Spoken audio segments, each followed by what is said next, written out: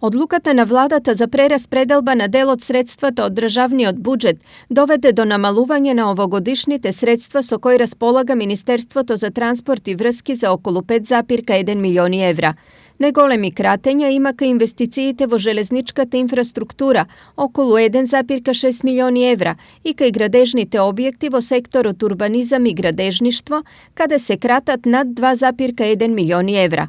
Токму во оваа втора ставка спаѓа и изградбата на деценискиот сон на Штипјан и браната на река Отиња. Дали кратењето на државните пари во прашање ќе ја доведе и изградбата на браната? Знаете дека имаше една голема сума на пари од 200 милиони денари за изградба на браната на река Отиња, кои што реално беа многу и тешко изводливи да се потрошат во текот на една календарска година.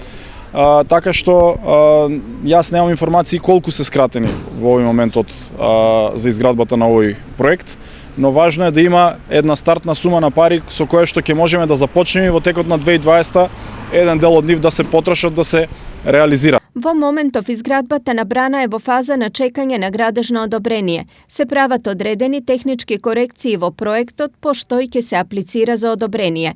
Од општината се настав дека изградбата може ќе се забави, ама во никој случај нема да се забрави.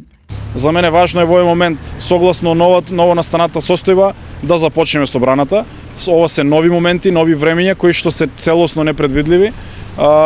И токму поради тоа не можеме да форсираме некаква брза изградба или голема реализација во текот на оваа година, но важно е да обстоиме на проектот, да сите се согласиме дека тој и во едно вакво време треба да продолжиме да го буткаме, да го реализираме и да го започнеме.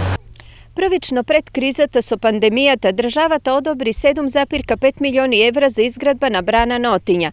Браната ќе акумулира 3 милиони метри кубни вода, со можност за наводнување на 200 хектари земјоделско земјиште и зелени површини. Освен за браната на Отиња, кратење на пари има и за планираната изградба на канализационите системи во општините Ресен и Чучер Сандево.